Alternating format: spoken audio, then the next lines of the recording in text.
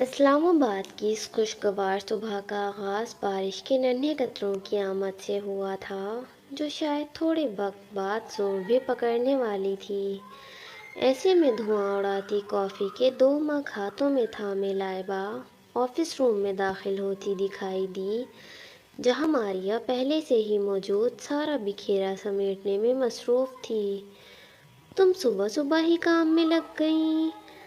لائبہ نے کافی کا مگ اس کی جانب بڑھاتے افسردگی سے سر جھٹکا۔ ماریا مسکرائی۔ لائبہ، یہ صرف انمتا کا ہی نہیں بلکہ میرا بھی خواب ہے۔ میں بھی اس خواب کی تکمیل میں اپنا حصہ ڈالنا چاہتی ہوں۔ وہ کافی کا مگ تھامتے بولی۔ لائبہ اب اس کے سامنے والی کرسی پر آ بیٹھی تھی۔ ہاں ہاں، ضرور ڈالو حصہ، لیکن اپنی صحت کا بھی خیال رکھو۔ صبح انسان اللہ کو یاد کرنے کے بعد کچھ کھاتا پیتا ہے، اور تم کام میں لگ گئیں۔ ہو جائے گا سب، اب پریشان مت ہو تم۔ طلحہ بھائی کی کال آئی تھی، وہ آ رہے ہیں تھوڑی دیر تک ہمیں پک کرنے۔ طلحہ کے نام پر سست روی سے چلتی دھڑکنوں نے یکدم ہی رفتار پکڑی تھی۔ ہاتھوں میں کافی کا کپ مضبوطی سے تھامے نگاہیں اسی پر جمی تھیں۔ کب تک آئیں گے؟ وہ خود کو نارمل کرتے بولی تھی۔ بس پہنچنے ہی والے ہوں گے، جلدی سے کافی ختم کر کے جو سمیٹنا ہے دیکھتے ہیں، پھر نکلتے ہیں۔ ہاں ٹھیک ہے۔ اچانک اس کی گاڑی کے ہارن کی آواز گونجتی ان دونوں نے سنی تھی۔ گیٹ پر مستعد گارڈ چھتری تھامے فوراً گیٹ کھولنے کے لیے آگے بڑھتا دکھائی دیا۔ گاڑی سست روی سے اندر داخل ہوئی اور وہ بھی سیاہ چھتری تھامے باہر آیا۔ السلام علیکم طلحہ بھائی، گارڈ اسے دیکھ کر خوش مزاجی سے بولا تھا۔ وعلیکم السلام کرامت، کیسے ہیں آپ؟ میں ٹھیک ہوں طلحہ بھائی، اللہ کا کرم ہے۔ لائبہ باہر کی طرف بڑھی تھی اور وہ اب آفس کی ونڈو سے نیچے کا منظر دیکھ رہی تھی۔ چھتری کی اوٹ سے طلحہ کا نیم رخی سے دکھائی دے رہا تھا۔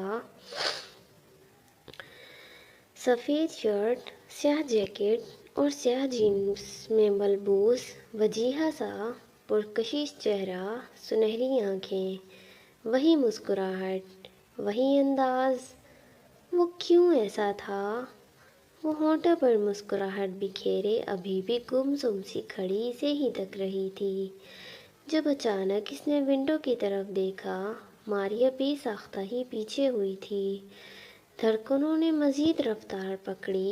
وہ اب اندر کی طرف بڑھتا دکھائی دیا، ساتھ ہی چھتری بند کی۔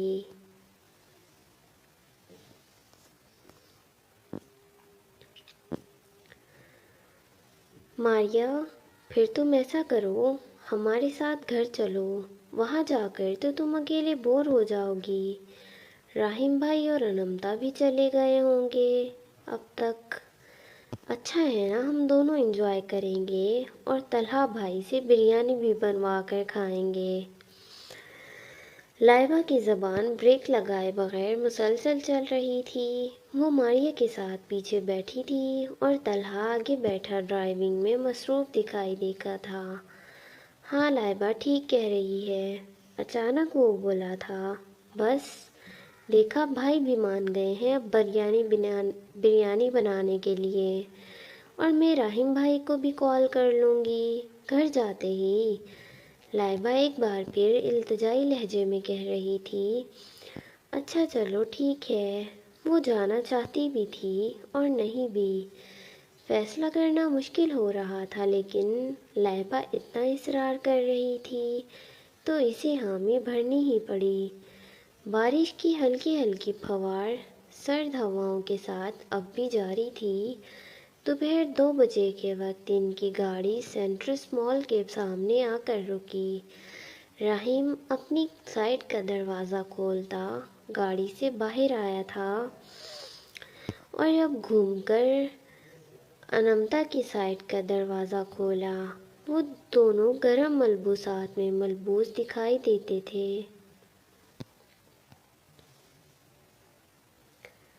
सैफ, बेटा अनंता को कॉल मिलाओ, आज सुबह से इसकी कॉल नहीं आई, मुझे फिक्र हो रही है। दादी जान सैफ को लाउंज से गुजरता देखकर बोली थी, जो कि शायद अभी अभी यूनिवर्सिटी से आया था। दादी जान, राहिम भाई आ गए होंगे, इसीलिए आप ही कॉल करना भूल गई होंगी।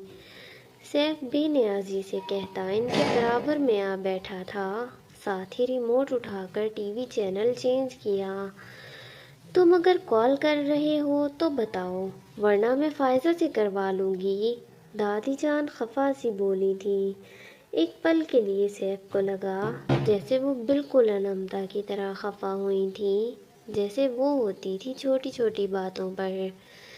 सैफ ने मुस्कुराहट जब्त की, जेब से मोबाइल निकाला, साथ ही वीडियो कॉल मिलाई। दादी जान अब के मुस्कुराई थी। सैफ की वीडियो कॉल। मोबाइल बजने पर अनमता बैग से मोबाइल निकालकर स्क्रीन को तकते बोली थी, चलो फिर पहले कैफ़े चलते हैं। राहिम निगाहें अपने मोबाइल पर जमाए बोला था। अब वो दोनों कैफेटेरिया की तरफ बढ़ते दिखाई दिए थे। दादी की जान, कैसी हो? आज तुमसे बात नहीं हुई, दिल को सुकून नहीं मिल रहा था। मोबाइल की स्क्रीन में दादी जान का अक्स नुमाया था, जिसके पीछे ही सैफ भी झांक रहा था। होंठों पर मुस्कुराहट बिखरी थी। दादी जान, मैं ठीक हूँ, आप कैसी हैं? असल में आज राहिम ने आना था, कहते साथ ही अनमता ने सामने बैठे राहिम पर एक शरारती निगाह डाली, जो सर झुकाए अभी तक मोबाइल पर मसरूफ़ दिखाई देता था। राहिम ने मुझसे इतने काम करवाए, सुबह इनके लिए नाश्ता बनाया, बर्तन धोए, कपड़े धोए। इसकी आवाज़ कानों में पड़ी थी। मोबाइल की स्क्रीन पर तेज़ी से टाइपिंग करती मसरूफ़ उंगलियां एकदम थमी। राहिम ने एक झटके से चेहरा उठाकर इसकी तरफ देखा, आंखों में बेयकीनी ही बेयकीनी थी। राहिम ने फ़ौरन इसके हाथ से मोबाइल झपटा था। अस्सलाम वालेकुम। दादी जान, ये सिर्फ मजाक कर रही है, आप मेरा यकीन करें, मैंने खुद सुबह नाश्ता बनाया था इसके उठने से भी पहले। बर्तन मेड ने धोए थे और कपड़े तो धुले ही नहीं। मैं भला इसे काम क्यों करवाऊंगा, और वो भी इस हालत में। आप मेरा यकीन करें, मैंने ऐसा कुछ भी नहीं किया। वो बगैर ब्रेक लगाए अपनी सफाई में बस बोलता चला जा रहा था। दूसरी तरफ अनमता और स्क्रीन की दूसरी तरफ खड़ा सैफ अपने कहकहे दबाने की नाकाम कोशिशें कर रहे थे। दादी जान भी बेसाख्ता ही हंसी थी, साथ ही बोली, राहिम बेटा, मैं जानती हूँ तुम ऐसा कुछ नहीं कर सकते। दादी जान के कहे गए जुमले से इसे थोड़ा हौसला हुआ था। साथ ही एक गहरी नज़र अपने सामने बैठी अनमता पर डाली, जो अभी तक हंस रही थी। इसकी खैरियत मिल जाने के बाद दादी जान की तरफ से कॉल डिस्कनेक्ट हुई थी। वो दोनों कुछ देर बाद अब किड्स जोन की तरफ बढ़ते दिखाई दिए थे। बेबी गर्ल हो या बॉय, शॉपिंग तो इन दोनों ने ब्लू ही करनी थी। राहिम कुछ सोचता हुआ अनमता का हाथ थामे ब्लू सेक्शन की तरफ ही बढ़ा था। अतराफ में नजरें दौड़ाईं तो बच्चों के कपड़े, खिलौने और क्यूट क्यूट सी बाकी अशिया नीले रंग में चारों अतराफ खूबसूरती से सजाई गई थी। राहिम ने एक नज़र नीली आंखों में झांका, जो खासी पुरजोश दिखाई देती थी। अचानक राहिम के मोबाइल पर रिंग हुई। लाइबा कॉलिंग। इसने अटेंड की और मोबाइल फ़ोन कान से लगाया। वालेकुम अस्सलाम। ओके ओके, ठीक है, हम आ जाएंगे, अल्लाह हाफिज़। लाइबा की कॉल थी। आज शाम में खाना मम्मी की तरफ खाएंगे। लाइबा एथिन हाउस से वापस आ गई है क्या? और मारिया? अनमता ने पूछा। मारिया भी मम्मी की तरफ है। राहिम, वो देखें। अनमता ने एक क्यूट से बेबी कोट की तरफ इशारा किया। अब वो दोनों वहीं की तरफ बढ़े थे।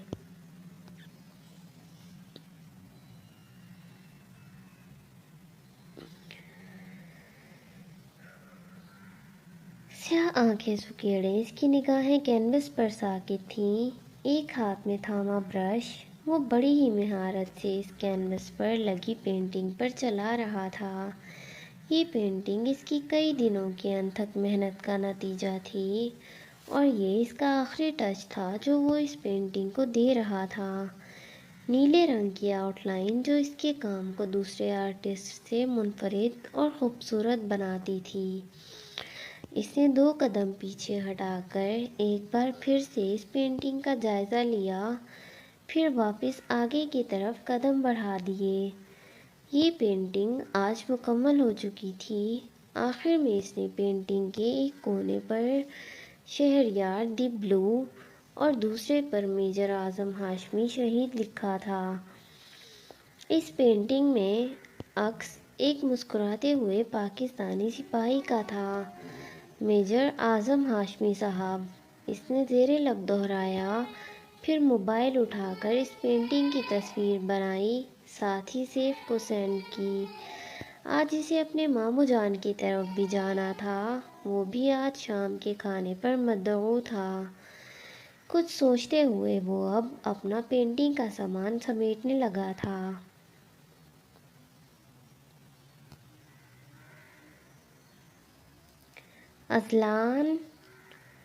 अज़लान अभी अभी कमरे में दाखिल हुआ था जब फ़ाइज़ा ने इसे देखते ही पुकारा। साथ ही वो आईने के सामने खड़ी कानों में इयररिंग्स पहन रही थी। वो भी अब मुस्कुराता हुआ इसके बराबर में ही खड़ा था। क्या हुआ फ़ाइज़ा? अचानक अज़लान के चेहरे के तासुरात फ़िक्रमंदी में बदले थे, क्योंकि फ़ाइज़ा की आंखों में आंसू थे जिन्हें वो पलटते साथ ही बड़ी महारत से छुपा गई थी। फ़ाइज़ा, क्या हुआ? वो दोबारा बोला था। अज़लान, हम इस्लामाबाद से वापस आकर डॉक्टर से अपॉइंटमेंट लेंगे। बस अब मुझसे और सब्र नहीं होता। अज़लान, ये हर लड़की का ख्वाब होता है। अभी तक हमारी गोद सूनी है। मैं भी चाहती हूँ हमारी औलाद हो। फ़ाइज़ा, क्या तुम्हें किसी ने कुछ कहा है? इधर आओ, इधर बैठो तुम।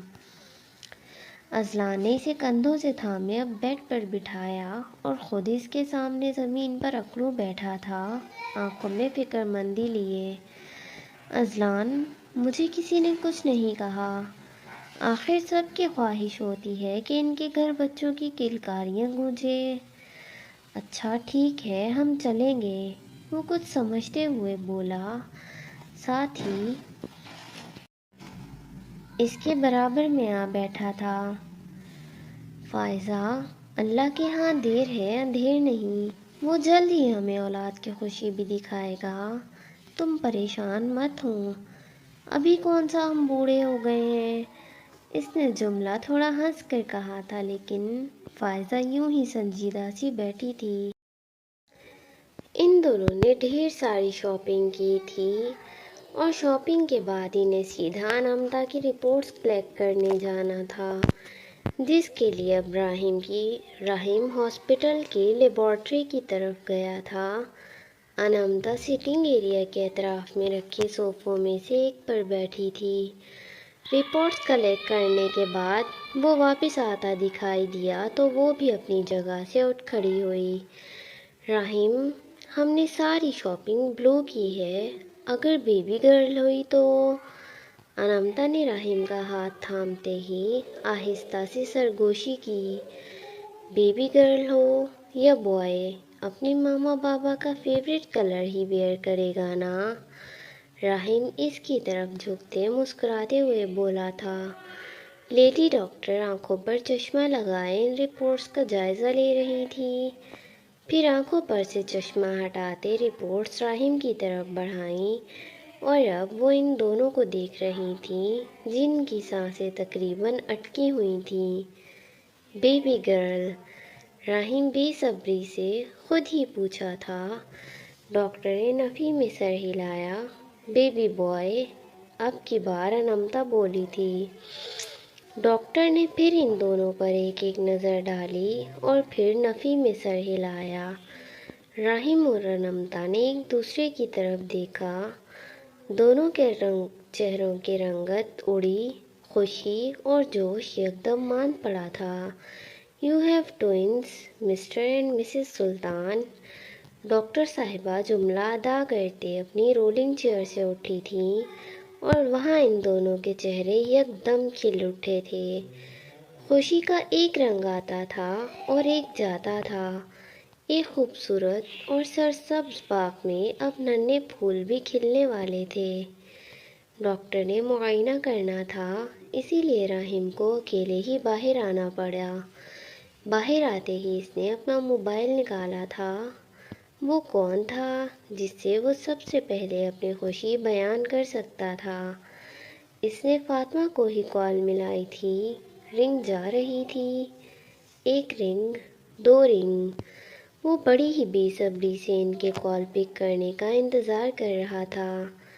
ہونٹوں سے مسکراہٹ آج جدا ہی نہیں ہو رہی تھی۔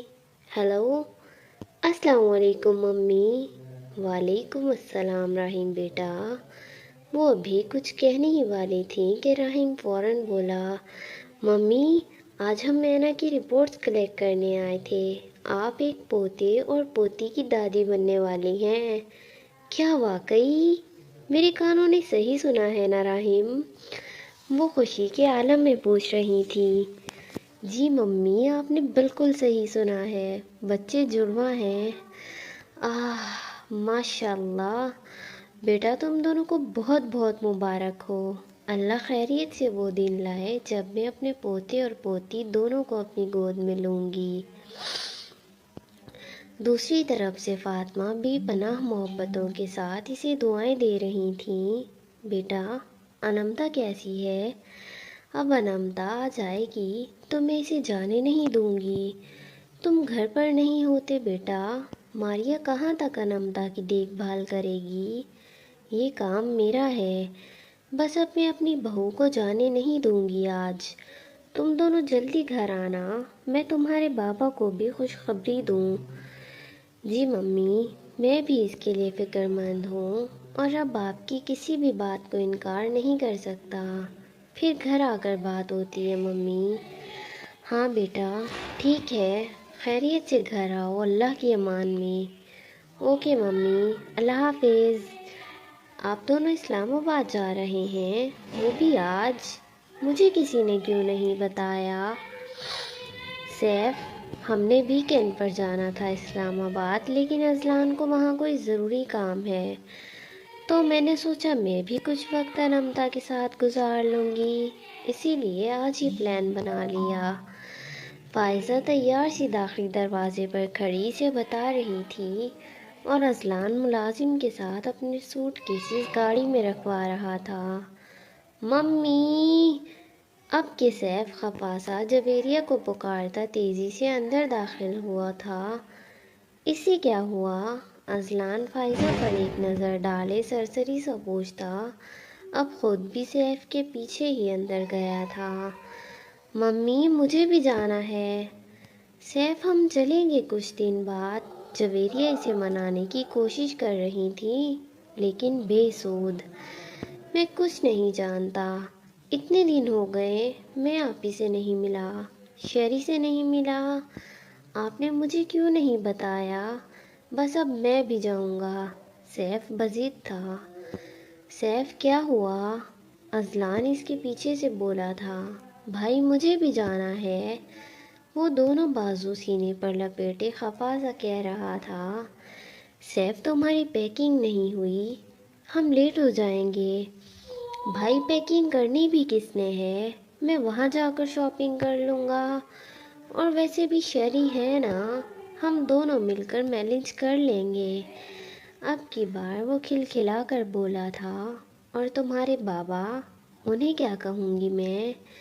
ممی آپ کہہ دینا کہ بھائی نے کہا تھا مجھے چلنے کے لیے، سیف نے کہتے ساتھ ہی بدتمیزی کی نمائش کی۔ جویریہ نے تعصب سے سر جھٹکا۔ ویسے کچھ ٹائم پہلے تک ان کی مما کا نام سعدیہ نہیں تھا، جویریہ کیسے ہو گیا؟ تم کبھی نہیں سدھرو گے سیف، وہاں جا کر بہن کو زیادہ تنگ نہیں کرنا اور انسان بن کر رہنا۔ جی ممی، انسان بن کر رہوں گا۔ سیف بآواز بلند کہتا باہر کی طرف بڑھا تھا۔ پتہ نہیں یہ لڑکا کب بڑا ہوگا۔ جویریہ نے تعصب سے سر جھٹکا۔ ممی، وہ بھی ہو جائے گا بڑا، آپ پریشان مت ہوا کریں۔ اذلان جویریہ سے ملا تھا۔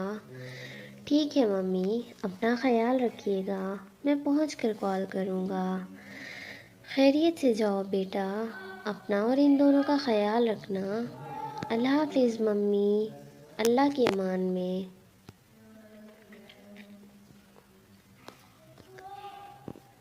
ماریا، چلو دیکھتے ہیں کہ بھائی آخر کچن میں کر کیا رہے ہیں۔ لائبہ نے ماریا کو بازو سے پکڑ کر بلایا، جو کہ ایک کتاب کے مطالعے میں مصروف دکھائی دیتی تھی۔ لائبہ، تم چلی جاؤ نا، میں کتاب پڑھ رہی ہوں۔ ماریا چہرہ کتاب پر ہی جھکائے بولی تھی۔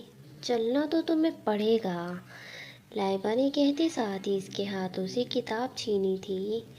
ایک تو تم نہ خود سکون سے بیٹھی ہو اور نہ مجھے بیٹھنے دیتی ہو۔ ماریا نے منہ کے زاویے بگاڑتے ساتھ ہی ایک غصیلی نظر اس پر ڈالی، جو عادتاً مسکراہٹ دبائے آنکھیں ٹمٹما رہی تھی۔ اف! ماریا نے تعصب سے سر جھٹکا۔ اب کوئی اور چارہ بھی تو نہیں تھا اس کے ساتھ جانے کے علاوہ۔ وہ دونوں بیڈ سے اتر کر پاؤں میں چپلیاں اڑستی باہر کی طرف بڑھتی دکھائی دی تھی۔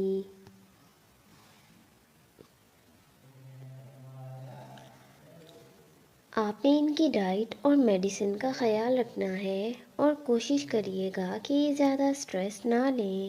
ڈاکٹر صاحبہ راحم کو انامتا کی صحت کے متعلق ہدایات دے رہی تھیں، جو وہ بڑی ہی غور سے سن رہا تھا۔ تھوڑی ہی دیر میں وہ دونوں کلینک سے باہر نکل کر گاڑی کی طرف بڑھتے دکھائی دیے تھے۔ راحم نے اس کی طرف کا دروازہ بند کیا، پھر گھوم کر ڈرائیونگ سیٹ پر آ بیٹھا۔ تم جانتی ہو اینا، اس خوشی کا شمار ممکن نہیں، کہتے ساتھ ہی نرمی سے اس کا ہاتھ تھاما۔ کیا محبت کا اظہار اتنا خوبصورت بھی ہو سکتا ہے؟ وہ سنہری آنکھیں ہنوز اس کی نیلی آنکھوں پر جمائے بولا تھا اور وہ یکٹاکی سے دیکھ رہی تھی۔ محبت میں لوگ اظہار کے بدلے اظہار کو فوقیت دیتے ہیں۔ وہ جو کبھی لفظی اظہار نہیں کیا کرتی تھی، وہ اس کے اظہار اس کی ہر حرکت میں خود ہی کتنی خوبصورتی سے تلاش لیتا تھا۔ کیا کوئی بھی اس بھری دنیا میں ایسا تھا جو اس سے ایسی محبت کرتا؟ نہیں۔ وہ موازنہ بھی کیوں کر رہی تھی؟ اس کی دی گئی بے پناہ محبت کا مقابلہ بھی بھلا کسی کے ساتھ ممکن تھا؟ وہ جو ابھی بھی یکٹاسی سے دیکھ رہی تھی۔ راحم نے آگے کو جھک کر اپنے لبوں سے اس کی پیشانی پر اپنی بے پناہ محبت کی مہر ثبت کی۔ اس نے دھیرے سے آنکھیں بند کیں۔ راحم نے ایک نظر پیچھے پیسنجر سیٹ پر رکھی اپنی شاپنگ پر ڈالی جو ان دونوں نے کی تھی۔ راحم، آپ کو مجھ سے محبت کب ہوئی؟ وہ پوچھ رہی تھی۔ پتہ نہیں کیوں اس کے ذہن میں یہ سوال کرنے کا خیال آیا تھا۔ راحم نے ایک نظر اس کے شفاف چہرے پر ڈالی۔ وہ مسکرایا تھا اور وہ اسے ہی دیکھ رہی تھی۔ جب مجھے لگا کہ میں تمہیں کھو دوں گا، وہ جذبہ جو میں نے اس وقت تمہارے لیے محسوس کیا، وہ محبت سے اوپر کا درجہ رکھتا تھا میرے لیے۔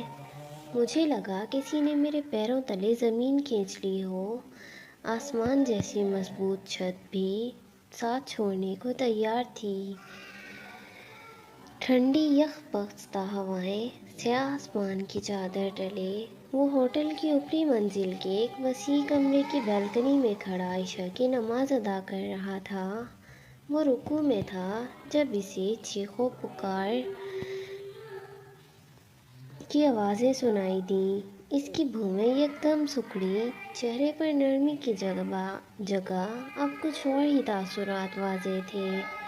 چیخو پکار کی آوازیں اب کی اتنی بڑھتی جا رہی تھی کہ اسے نماز کی نیت توڑنی پڑی۔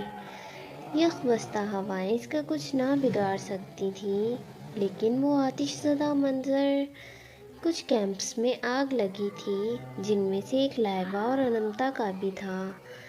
یہ آتش زدہ منظر اسے ہلانے کے لیے کافی تھا۔ سنہری آنکھوں میں یکدم ہی خوف کے تاثرات امڑ آئے تھے،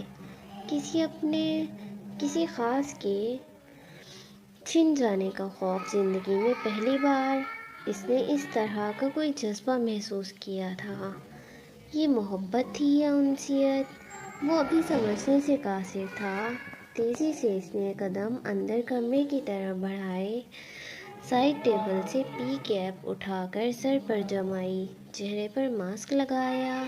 ایک تیز دھار چاقو، 7 پیروں میں جوتے اڑستا وہ تقریباً بھاگتے ہوئے سیڑھیاں عبور کر رہا تھا۔ کیمپ کا داخلی حصہ آگ کی لپیٹ میں تھا۔ وہ سائٹ پر آیا اور اس تیز دھار چاقو سے کیمپ کا پچھلا حصہ چاک کیا۔ وہ زمین پر بے سود پڑی تھی، کچھ چیزیں اس کے اطراف میں ادھر ادھر بکھری تھیں۔ سنہری آنکھوں میں چھایا خوف اب کہ منتقل ہوا تھا۔ وہ بے ہوش تھی لیکن آتش سے محفوظ تھی۔ اس کے لیے یہی بہت تھا۔ وہ تیزی سے اندر بڑھا اور اسے گود میں اٹھایا، جو قرآن سینے سے لگائے بے ہوشی کے عالم میں کچھ کہہ رہی تھے۔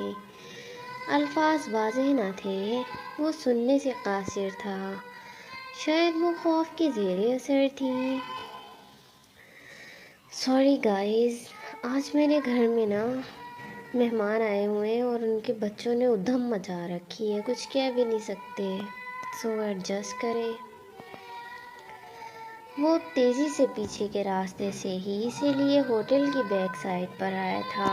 اسے ایمبولینس کے سائرن کی آوازیں سنائی دی تھیں۔ وہ تیز تیز قدم اٹھاتا اوپر کی طرف بڑھا تھا۔ ان کا کمرہ لاکڈ تھا اور اس وقت اس کے پاس کوئی ایسا آلہ نہ تھا جس سے وہ یہ تالا توڑ سکتا۔ اس نے انمتا کے بالوں سے ایک ہیئر پن نکالی اور اسے مختلف زاویوں میں موڑا، ساتھ ہی اس لاک میں لگائی۔ ایک کلک کے ساتھ وہ قد آور دروازہ کھلتا چلا گیا۔ اس نے ایک گہری سانس خارج کی، ساتھ ہی اندر بڑھ کر اسے بیڈ پر لٹایا۔ اس کے ہاتھوں سے قرآن لیا جو وہ ابھی بھی مضبوطی سے تھامے ہوئی تھی اور اسٹڈی ٹیبل پر رکھا۔ اس کے کمرے کا دروازہ بند کرتا وہ اب تیزی سے واپس اوپر کی طرف آیا تھا۔ اپنے کمرے سے اے لیٹر کی نیلے رنگ کی پی کیپ اٹھائی جو اس نے انمتا کے لیے لی تھی۔ ایس لیٹر والی پی کیپ تو اب جل کر خاکستر ہونے والی تھی۔ سائڈ ڈرار سے ایک ڈبی میں سے آڈیو بک چپ نکالی۔ وہ اب واپس اس کے کمرے کی طرف آیا تھا۔ وقت کم تھا، اسے اس کی خیریت کے متعلق بھی جاننا تھا، جو کہ صرف اس آڈیو بک چپ کے ذریعے ہی ممکن تھا۔ یہ رات فجر کے قیام تک راہیم سلطان پر بہت بھاری ثابت ہونے والی تھی۔ کتنی ہی آوازیں وہ اب تک اس آڈیو بک کے ذریعے سن چکا تھا سوائے اس کے۔ اس نے ایک گہری سانس لی۔ کچھ دیر میں فجر کی اذان بھی ہونے والی تھی۔ وہ ابھی بھی ایئر پیس کان سے لگائے بیٹھا تھا۔ دوسری طرف خاموشی تھی۔ وہ خیریت سے تھی۔ ڈاکٹر صاحبہ معائنہ کر چکی تھی۔ اس نے سنا تھا، سب کو سنا تھا۔ لائبہ نے بھی اقرار کیا تھا کہ وہ ٹھیک ہے اب، لیکن وہ اس کی آواز سننا چاہتا تھا۔ اچانک اسے کچھ آوازیں سنائی دی تھیں۔ اس نے آنکھیں بند کی۔ دروازہ کھلنے کی آواز، واپس بند ہونے کی۔ وہ ویسے ہی آنکھیں بند کیے بیٹھا تھا۔ اسے اذان کی آوازیں سنائی دی تھیں۔ وہ بے ساختہ ہی بیڈ سے اٹھ کر اپنے کمرے سے ملحقہ بالکنی کی طرف بڑھتا دکھائی دیا تھا۔ ہونٹوں پر مسکراہٹ بکھری تھی۔ ٹھنڈی یخ بستہ ہوائیں ایک بار پھر اس کی منتظر تھیں، لیکن ان یخ بستہ ہواؤں سے فرق کسے پڑنے والا تھا؟ سنہری آنکھوں میں اس کی تلاش تھی، اسے دیکھنے کی چاہ، فقط ایک نظر۔ وہ اپنی بیلکنی میں کھڑی تھی، بازو پھیلائے، آنکھیں بند کیے۔ وہ سن سکتا تھا وہ رو رہی تھی۔ ابھی سے ان رپورٹس کا ریکارڈ کیا سارا ڈیٹا بھی ظاہر کرنا تھا۔ اتنا تو طے تھا کہ اب وہ خبریں جو سورج کے طلوع ہوتے ساتھ ہی ہر ٹی وی چینل کے نشریات کی زینت بننے والی تھی، اب ان کے ضیاء کا وقت تھا۔ وہ اپنی بیلکنی میں کھڑی تھی، بازو پھیلائے، آنکھیں بند کیے۔ وہ سن سکتا تھا وہ رو رہی تھی، اس کی آنکھیں آنسوؤں سے تر تھیں، وہ ہچکیوں سے رو رہی تھی۔ رحیم سلطان کا دل کسی نے بند مٹھی میں لے کر دبوچا تھا۔ اس نے جھنجھلا کر ایئر پیس کان سے نکالا، آنکھیں بند کیں۔ ایک ہاتھ مضبوطی سے ریلنگ تھامے ہوئے تھا، اتنی مضبوطی سے کہ اس کے بازو کی رگیں تنی ہوئی واضح دکھائی دیتی تھیں۔ پھر کچھ سوچتے ہوئے وہ ایئر پیس واپس کان سے لگایا۔ اب کی بار رونے والے نفوس دو تھے، وہ لائبہ اور انامتا دونوں تھیں۔ کتنی ہی دیر وہ دونوں وہاں بیٹھی روتی رہیں، باتیں کرتی رہیں، پھر واپس کمرے میں آ گئیں۔ لائبہ اور انامتا کے اسے بھوت کا لقب دینے پر وہ سر جھکائے ہنسا تھا اور پھر ہنستا چلا گیا۔ گھوسٹ، اس نے زیر لب کہا اور وہ ایک بار پھر سے ہنسا تھا۔ وہ دونوں ڈر گئی تھیں۔ اس نے ہنسی ضبط کرتے دل میں سوچا۔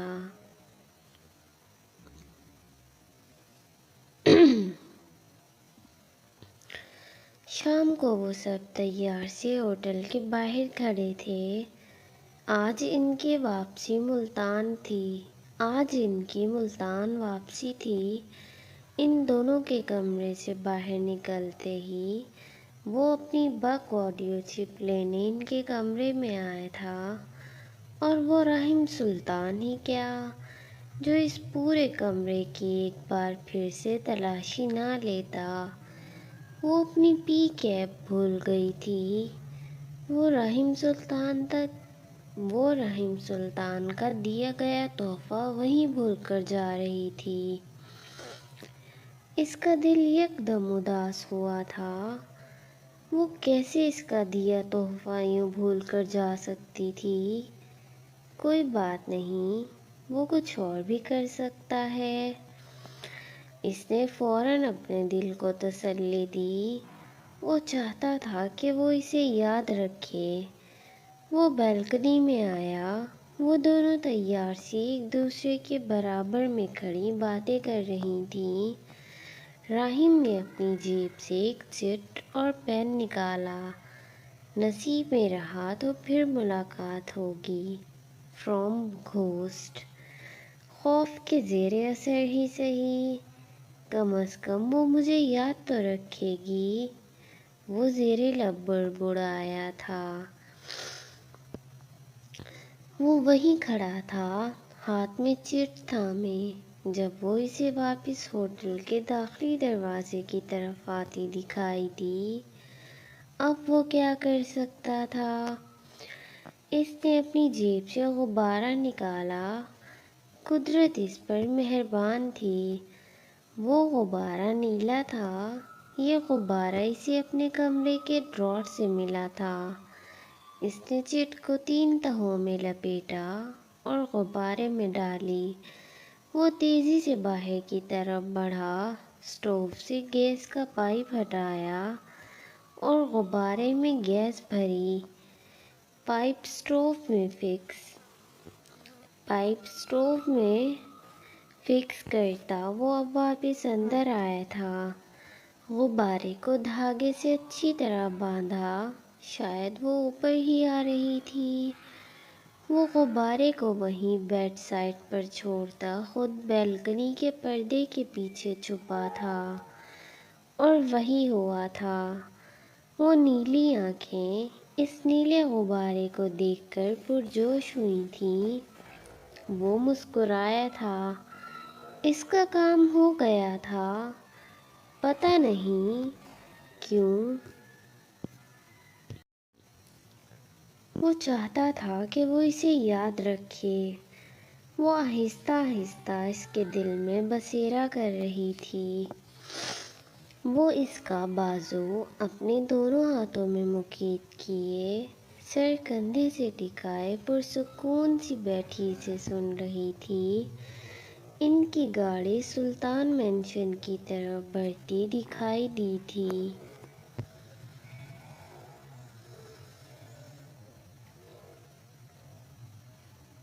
بھائی، آپ کیا کر رہے ہیں؟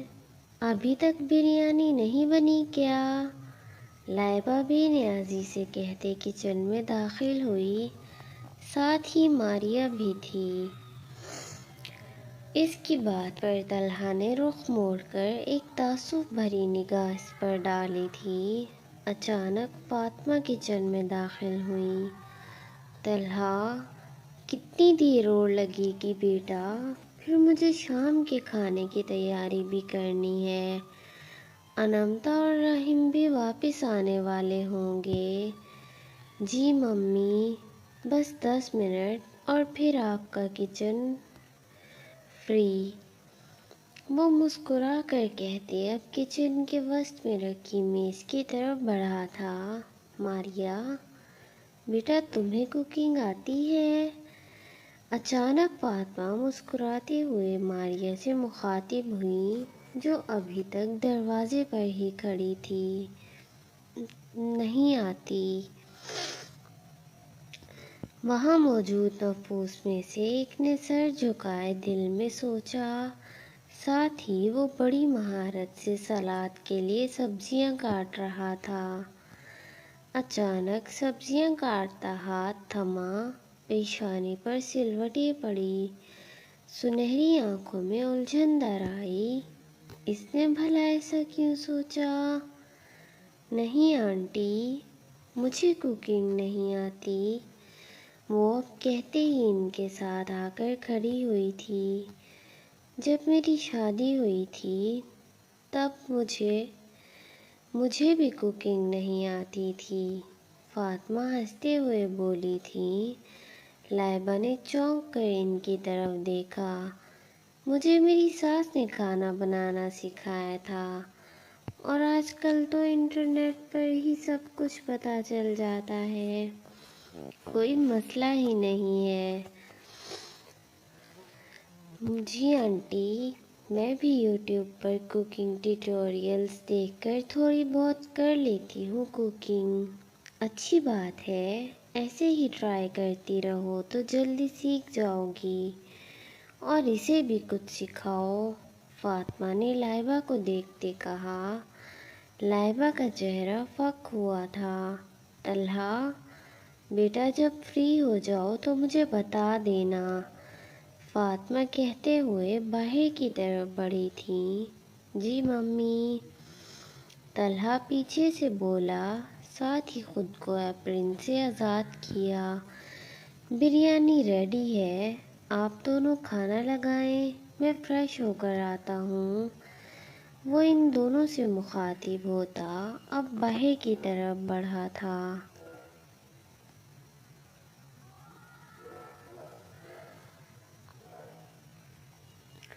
وہ ایک بار بھی ہم سے ملنے نہیں آیا، کیا اسے ہماری یاد نہیں آتی؟ وہ میری کالز بھی پک نہیں کرتا، پتہ نہیں وہ کیسا ہوگا، کتنے دن ہو گئے اسے دیکھے۔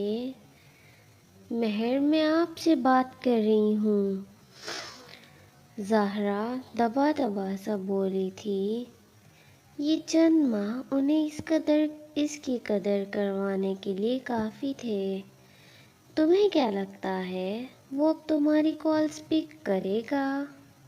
کس حیثیت سے؟ مہر علی کا لہجہ سرد تھا، ہمیشہ کی طرح۔ ایک امید بندھی رہتی اگر وہ ساری پراپرٹی واپس میرے نام پر ٹرانسفر نہ کرتا۔ اب وہ کبھی نہیں آئے گا زہرا۔ وہ ان کی طرف ایک نظر ڈالے بولے تھے، وہ نہیں آئے گا لیکن ہم تو جا سکتے ہیں مہر۔ ان کی آنکھوں میں ایک امید امڑ آئی تھی۔ میں تمہیں کتنی دفعہ سمجھاؤں زہرا، میں وہاں نہیں جاؤں گا۔ مہر علی بضد تھے۔ زہرا نے رخ پھیرا۔ اس کمرے کی مدھم روشنی سے زیادہ مدھم ان کی آس تھی، جو کہ اب وہ بھی بجھ چکی تھی۔ صحیح کہتے ہیں کہنے والے، انسان کی قدر و قیمت اس وقت پتہ لگتی ہے جب وہ نگاہوں سے دور ہو جائے۔ انمتا، بیٹا اور لو، اپنے کھانے پینے کا دھیان رکھا کرو۔ اسی لیے میں نے راہیم سے کہا کہ تمہیں یہاں لے آئے۔ مجھے پتا ہے تم اپنے کھانے پینے کا بالکل بھی دھیان نہیں رکھتی، فاطمہ نے کہتے ساتھ ہی انمتا کی پلیٹ میں مزید کھانا نکالا تھا۔ سب اب مسکراتے ہوئے ان دونوں کی طرف ہی دیکھ رہے تھے۔ ممی، طلحہ کہاں ہے؟ راہیم نیپکن سے ہاتھ صاف کرتے ہوئے بولا تھا۔ بیٹا اسے کسی ضروری کام سے جانا تھا، وہیں گیا ہے۔ راہیم نے سمجھ کر سر ہلایا۔ ممی، کھانا بہت مزے کا بنا ہے، اسپیشلی بریانی، وہ مسکراتے ہوئے بولا تھا۔ بریانی طلحہ بھائی نے بنائی ہے، اب کی بار لائبہ بولی تھی۔ اچھا جی، خود موصوف غائب ہیں بریانی بنا کر۔ اوکے ممی، میں ذرا آتا ہوں تھوڑی دیر تک، وہ کہتے ہوئے اب اپنی جگہ سے اٹھا تھا۔ السلام علیکم، اچانک شہری کی آواز گونجی تھی۔ معذرت مومانی جان، میں لیٹ ہو گیا، وہ مسکرا کر کہتا، ایک نظر فاطمہ پر ڈال کر اب راہیم سے بغل گیر ہوا۔ وعلیکم السلام، اتنی دیر سے آئے ہو؟ کہاں تھے تم شہری؟ انمتا پوچھ رہی تھی۔ لو ہو گئی انویسٹیگیشن شروع، شہری دل میں سوچتا، مسکراتے ہوئے اسی کی طرف بڑھا تھا۔ ایک دوست کا ایکسیڈنٹ ہو گیا تھا، وہیں گیا تھا میں۔ فکر مت کرو اینا، تمہارا بھائی بہت سمجھدار ہے اور میں ہوں نا اس پر نظر رکھنے کے لیے، راہیم نے کہتے ساتھ شہری کو دونوں کندھوں سے تھاما تھا۔ اب جلدی سے کچھ کھلا دیں، پھر مجھے واپس بھی جانا ہے۔ آج سیف آنے والا ہے۔ کیا؟ سیف آنے والا ہے؟ لیکن آج تو اذلان بھائی اور بھابھی آنے والے تھے، انمتا حیرانگی اور خوشی کے عالم میں بولی تھی۔ سیف بھی آ رہا ہے، میری شام میں بات ہوئی تھی، کیا پتا وہ تمہیں سرپرائز دینا چاہتا ہو، شہری نے دوسری بات کی۔ ہاں ایسا ہی ہوگا۔ لائبہ فاطمہ کے کہنے پر اب میز سے برتن اٹھانے لگی تھی تاکہ دوبارہ کھانا لگایا جا سکے۔ ماریہ بھی اس کی مدد کے لیے ساتھ ہی اٹھی تھی۔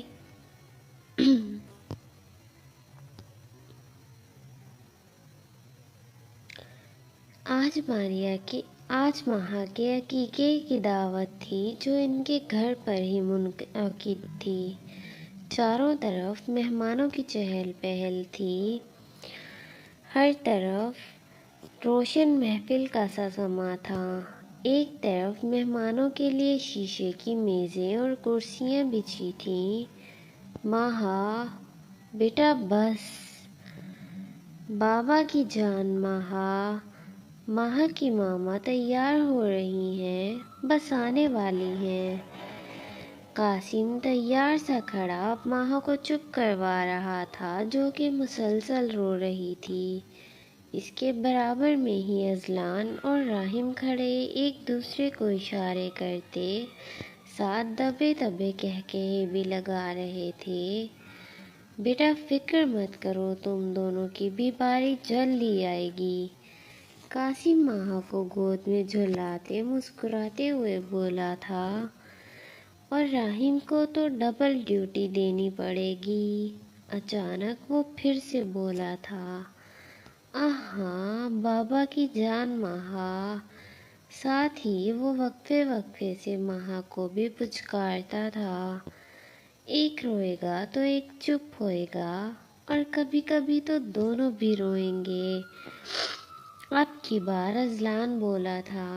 راحم کے کہکہے سمٹے، ہونٹوں پر مسکان در آئی۔ میرے بھائی باپ بننے کا احساس ہی اتنا خوبصورت ہے۔ وہ ابھی کچھ کہہ ہی رہا تھا کہ اچانک انامتا ان کی طرف آتی دکھائی دی۔ وہ تیار سی گلابی رنگ کے لباس میں ملبوس تھی جس پر ہلکا کام تھا۔ لائیں قاسم بھائی، ماہا کو مجھے دے دیں، اس نے کہتے ساتھ ہی ہاتھ آگے کیے تو قاسم نے ماہا کو انامتا کی گود میں دیا۔ ہاں تم ٹھیک کہتے ہو، دنیا کا سب سے حسین احساس ہے اپنی اولاد کو اپنی گود میں لینا، ان کے ساتھ کھیلنا، باتیں کرنا۔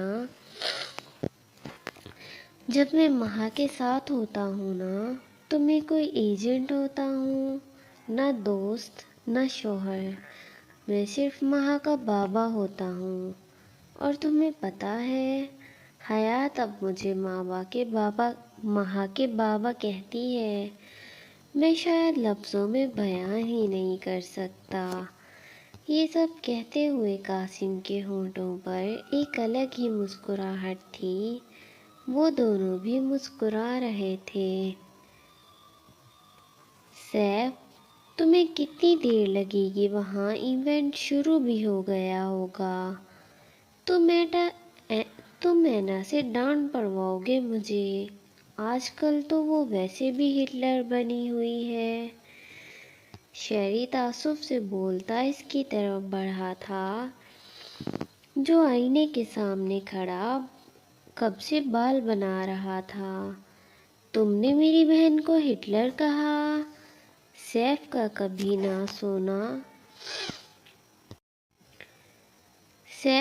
کبھی نہ سویا ہوا بھائی جاگا تھا۔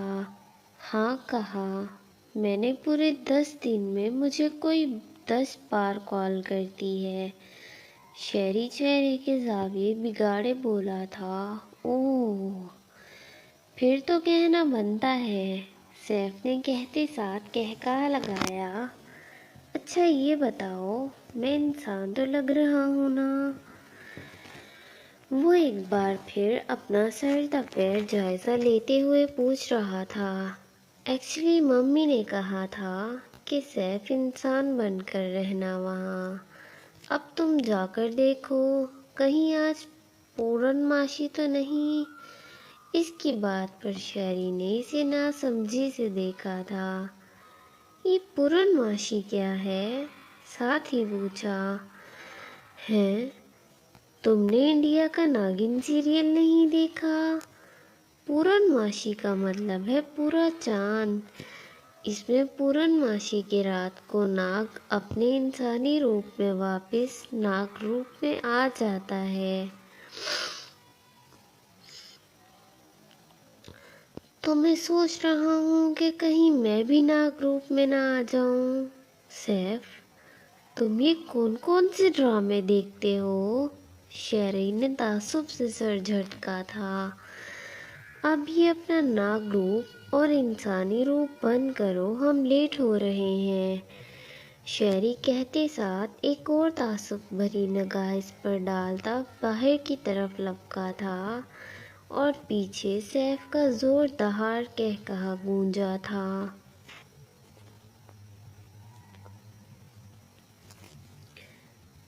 آپ ریڈی ہیں؟ اور لائبہ؟ ماریا تیار سی سیڑھیوں سے اترتی دکھائی دی، اور وہ وہیں شاید ان دونوں کے انتظار میں کھڑا تھا، ایک ہاتھ میں موبائل تھامے۔ جی وہ بس لائبہ آ رہی ہے۔ وہ اسے دیکھتے ایک سیڑھی اوپر کھڑی ہوئی تھی۔ اسے دیکھتے دھڑکنوں کا اتھل پتھل ہونا تو جیسے فرض تھا۔ طلحہ نے سائیڈ ہو کر اسے اترنے کا راستہ دیا تو وہ اب نظریں جھکائے نیچے اور اتر آئی۔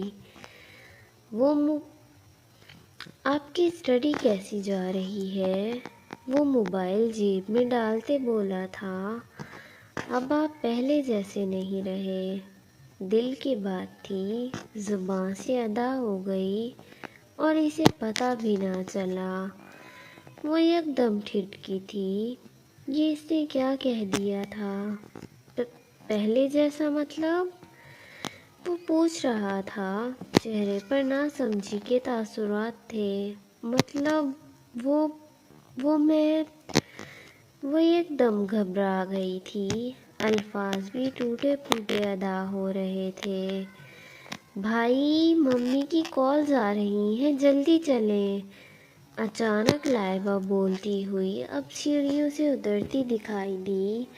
ماریہ نے بھی رخ موڑ کر دیکھا تھا۔ طلحہ اس کی بات سن کر عجلت میں باہر کی طرف بڑھا تھا۔ وہ دونوں بھی پیچھے ہی آئی تھیں۔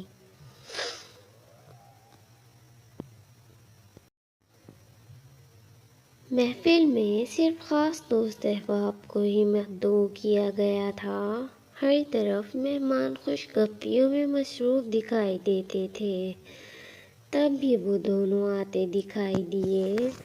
حیات سکن کلر کے ہلکے کامدار لباس میں ملبوس، برابر میں چلتا ہوا قاسم، سیاہ رنگ پینٹ کوٹ ساتھ حیات کے لباس سے میل کھاتا پاکٹ اسکوائر۔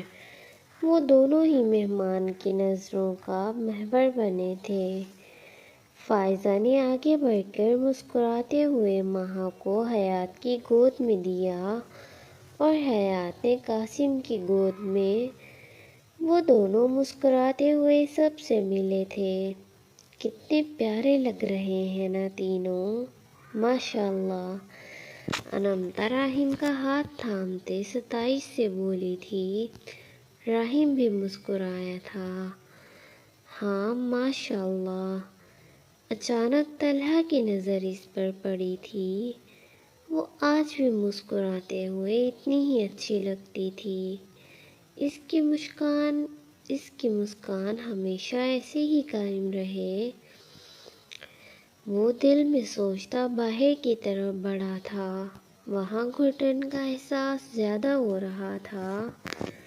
قید سے رہائی ممکن تو ہے، مگر دل کی قید زخم گہرے دے جاتی ہے۔ وہ جا رہا تھا، کسی اور کی نگاہیں بھی اس کی رقیب تھیں۔ اس نے دیکھا تھا، وہ دور جا رہا تھا۔ اس نے بھی عجلت میں اس کے پیچھے ہی قدم بڑھائے تھے۔ سیاہ آسمان کی چادر تلے خالی ہاتھ پہلو میں گرائے، چہرہ اور نظریں جھکائے وہ سست روی سے لان کے چکر لگا رہا تھا۔ زبان نہ سہی لیکن آنکھیں سب بیان کرتی ہیں۔ وہ اس کے برابر میں چلتی قدم سے قدم ملانے لگی تھی۔ خاموشی، گہری خاموشی۔ کیا ان لوگوں کی آنکھیں پڑھنا بھی ممکن ہے جو دوسروں کی آنکھیں پڑھنے میں مہارت رکھتے ہوں؟ وہ ویسے ہی نگاہیں قدموں پر جمائے بولا تھا، نہیں، آنکھیں پڑھنے کا فن تو اس کا علم اس کا معلم ہی جانے، لیکن جذبہ محبت میں جب کلام لفظوں کی صورت ممکن نہ ہو تو آنکھیں پیماں کا کام کرتی ہیں۔